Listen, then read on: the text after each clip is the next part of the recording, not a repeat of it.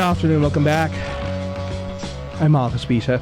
Around the world, some of the most developed and advanced nations are reporting low birth rates, aging populations, and many are discussing why no one wants to have children. Experts debate the causes, but few present convincing conclusions. And we discuss the cultural shifts that have happened with John Horvat, who is the author of Return to Order, Where We've Been, How We Got Here, and Where We Need to Go. He's a scholar, researcher, educator, and international speaker. Thank you very much for joining us, John. How are you? Great to be on the show.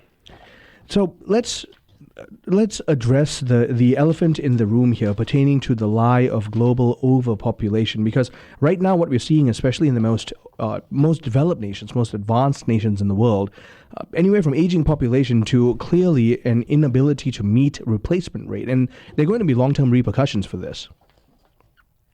Yes, definitely. I mean, it's just it's a universal problem, and it used to be that they would, for example, in China they were trying to have children, and now they've lifted all the restrictions, and people don't want children. And it doesn't seem that there is any incentives that you can offer to these people or to people in general that would get them having children again. It's not something financial in the final analysis. I completely agree. The unsustainability of how we're conducting ourselves is going to rear its ugly face at us very, very soon. And one of the things that you bring up that has brought me tremendous concern is the fact that we've attempted, for those of us who are trying to think through the situation and analyze the situation, we're looking for philosophical reasons that have created ebbs and flows in the culture. But like you note, we have found shallowness as the base reason for what's going on. Right, yeah, exactly. It's not really necessary to go profoundly and try to find some kind of super, especially modern or postmodern philosophy to justify what's happening. It is a certain shallowness that comes from a living a lifestyle that doesn't think deeply, and we should probably look at that as the cause, not a deep cause, a shallow cause for a deep thinking about a shallow cause, perhaps. Right. And so deep thinking about that shallow cause leads us to the French Enlightenment, if we can call it an Enlightenment, and Jean-Jacques Rousseau and the great rise of this expressive individualism. And we have ostensibly created, at the very least here in the Western Hemisphere, a half global culture, partial global culture of complete self-service and self-actualization, self-realization. All of these things become the name of the game. And parenting, marriage, let alone parenting, necessitates selflessness. And so the contradiction of that philosophy has created this immense vacuum in a proper upbringing of societal families. Right, and Rousseau was probably the best example because he had several children, and he didn't take care of them. He had them just sent off to orphanages and places where he didn't have to deal with the problem. But I in the article that you're mentioning, I quoted Rousseau because he himself, he said, "Well, I'm worn out. My whole life has been worn out, and what has killed me is just my passion. Yeah, I have passions about things, but the things I'm passionate about are really trifles. They're just the most childish things in the world," he said. Yeah. And they affect me as if I was in possession of Helen or the throne of the universe. I've just given myself up to those senseless and childish passions, and that's what has destroyed me. And I feel that we see a lot of this in among young people today and older people today, is that they have given themselves up not to super passions or high goals or just super ambitions, but childish things. And I'll just keep living in the basement. I'll keep doing this. I'll just live my life, just doing the little things of my life, and I'll be satisfied with that. And a family is exactly the opposite. You're giving yourself up to the future. Right, exactly. And you highlight a crucial point here, so I want to expand the conversation just a tad. there is a sense of virtuous morality. If we look at the classical understanding of virtue, we temper the passions that we may channel them well, because the passions are not themselves bad, but they're meant to be driving forces that lead us to do these things that are true, good, and beautiful.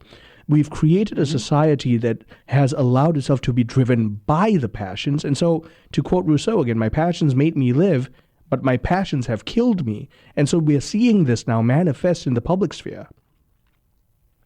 Definitely, and it comes down to the virtue of temperance. I mean, temperance is the virtue whereby we control our passions and our appetites. It's a very material thing. It's one of the least of the cardinal virtues, but it is a very important one because it regulates. It keeps things in balance, and that's what we've lost. We've lost that balance, and when that happens, the most absurd things can happen. Yep, and we're seeing that absurdity now. We have created the very structures that will bring about the, I say this as a reductio ad absurdum, the demise of society. Truly, there is hope, and we can turn the tide, but the work is going to have to involve the entire society embracing selflessness and a recommitment of the family as the foundational structure of society.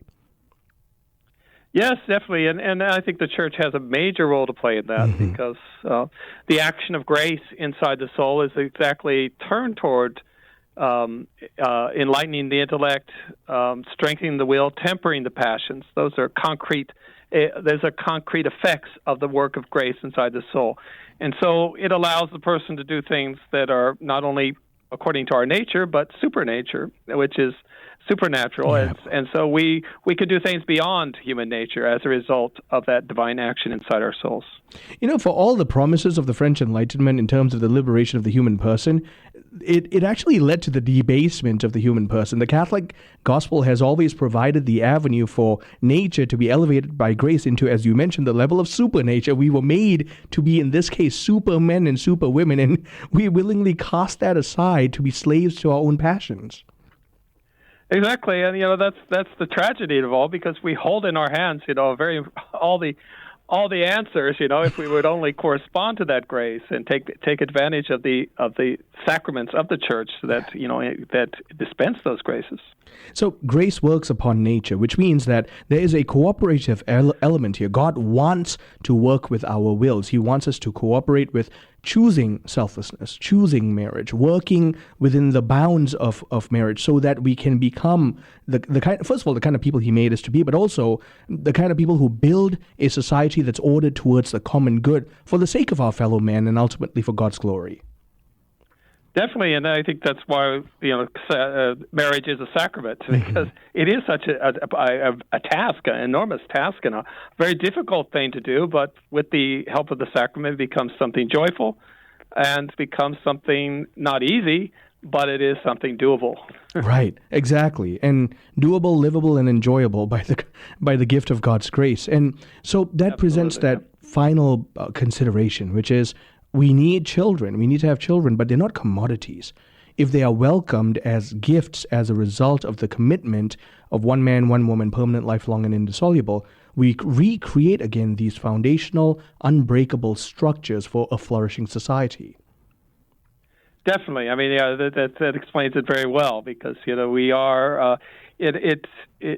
God works with us. He wants us to be happy on this earth. He gives us the trials that are necessary to help us, actually to help us along our way.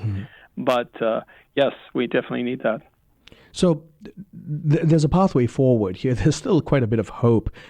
We are looking at an aging population situation in most of the advanced world right now. But what are some areas where we can see hope in about 20 seconds?